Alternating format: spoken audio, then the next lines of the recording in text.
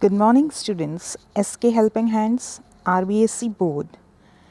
आज हम लोग सीखेंगे एप्लीकेशन राइटिंग। तो पहले स्टूडेंट्स हम लोग इसका फॉर्मेट देखेंगे।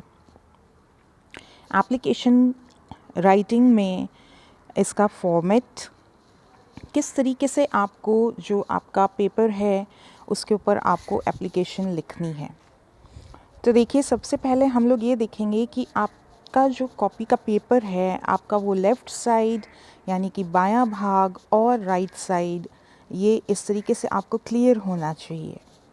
और स्टूडेंट्स, पहले हम लोग जब एप्लीकेशन लिखते थे तो उसमें सेंटर में, राइट में इस तरीके से अलाइनमेंट एप्लीकेशन का किया जाता था, परंतु जो नया पैटर्न लागू है आपके कोर्स में भी वही है, वो है कि आपको समस्त मटेरियल आपके लेफ़्ट साइड में लिखना है। लेफ़्ट साइड की आप पहचान कैसे करेंगे? आपकी कॉपी में ये जो मार्जिन लाइन है ये आपका लेफ़्ट साइड हो गया। तो इस प्रकार से आपको समस्त एप्लीकेशन आपके लेफ़्ट साइड से ही लिखनी होगी। ये लेफ़्ट साइड और ये राइट साइड। फिर से देख लीजिए, लेफ़्ट साइड आपका कौन सा हुआ? कॉपी का ये मार्जिन लाइन के पास वाला एरिया लेफ़्ट साइड हो गया।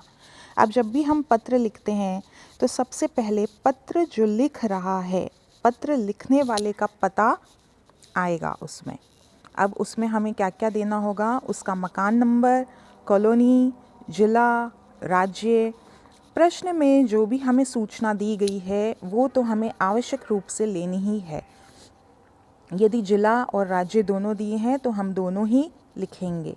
और नहीं दिया हुआ, यदि मान लीजिए आपको केवल यह दिया आप जोधपुर निवासी हैं या आपको नहीं दिया आप कहाँ के निवासी हैं, तो आप उसमें मकान नंबर, कॉलोनी, ज़िला आप अपनी इच्छा अनुसार भी लिख सकते हैं। इसके पश्चात आपको तारीख लिखनी होती है। जैसे तारीख लिखने के दो तरीके होते हैं, पहले महीना फिर तारीख, उसके बाद कॉमा लगा करके वर्ष लिखेंगे।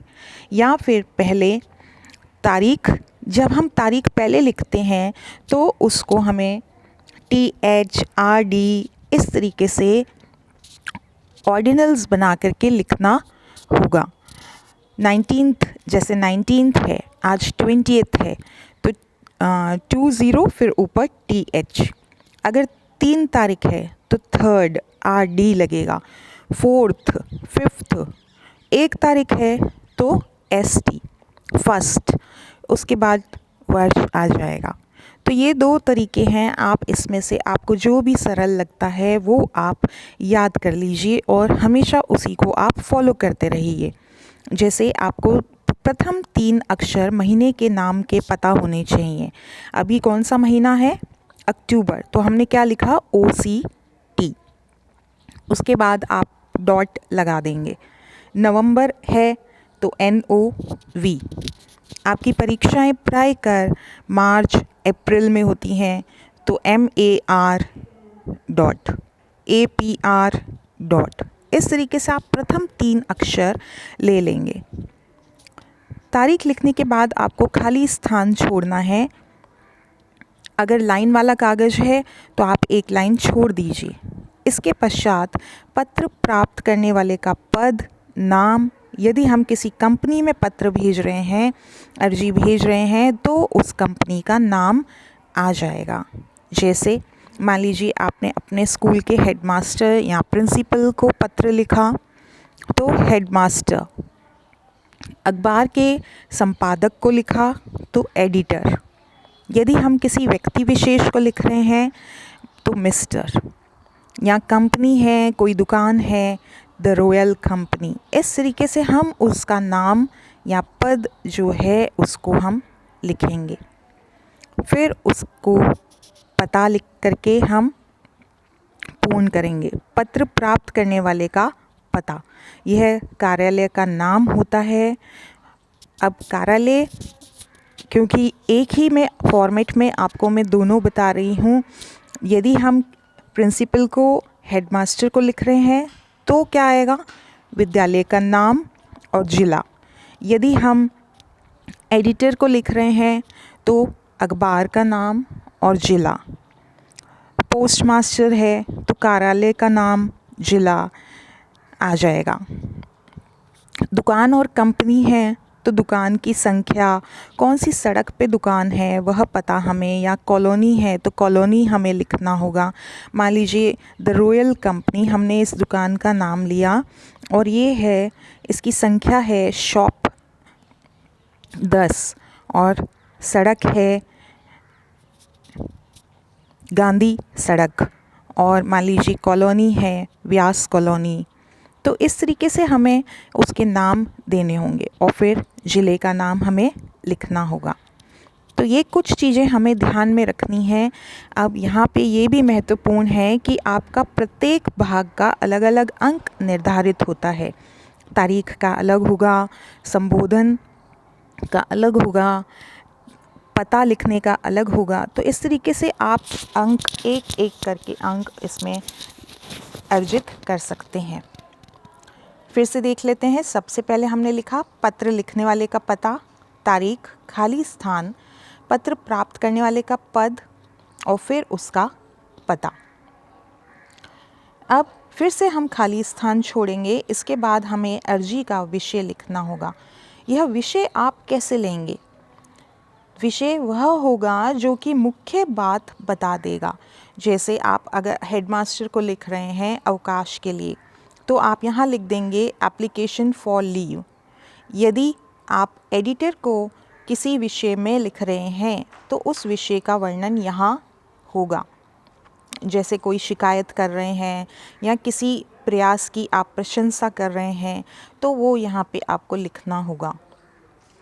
आपने किसी दुकानदार को लिखा है तो आप किस विषय में लिख रहे हैं? आपको कोई माल बदलवाना है तो हम वह लिखेंगे। यदि आपको कुछ मंगवाना है तो वह लिखेंगे। इसके बाद अभिवादन शब्द आएगा। अभिवादन शब्द हम यदि एचएम, प्रिंसिपल आदि को लिख रहे हैं तो आपको सर, मैडम लिखना होगा। और यदि हम अन्य में लिख रहे हैं, किसी अधिकारी को लिख रहे हैं या किसी पर्सनल फर्म को लिख रहे हैं, दुकान और कंपनी को, तो आपके अभिवादन शब्द में सर, डियर सर्स, यदि वहाँ पे एक से अधिक अधिकारी हैं या उस कंपनी के अधिकारी हैं तो आपको डियर सर्स भी आप लिख सकते हैं। इसके बाद आपका मुख्य बॉडी आ जाती है जिसमें आपको अपनी मुख्य बात बतानी है, जो कि पत्र आप किसी को भी लिखते हैं उसी तरीके से इसको लिखा जाएगा। भाषा का अंतर होता है। माता पिता को हम जब पत्र लिखते हैं तो उसकी भाषा अलग होती है और यहाँ पे आपको फॉर्मल भाषा का प्रयोग करना है। पॉइंट टू पॉइंट आप वर्णन करेंगे। आपको जितनी बात कहनी है उतनी संबंधित बात आप कहेंगे। तो यह पत्र आपका मेन जो बॉडी है वो 4 से 7 लाइन प्रायकर होगा।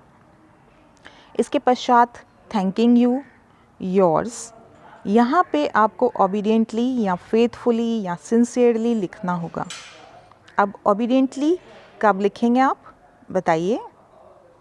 यदि आप विद्यार्थी हैं तो आप ओबीडियंटली लिखेंगे और अन्यथा आप सिंसियरली या फेथफुली लिखेंगे।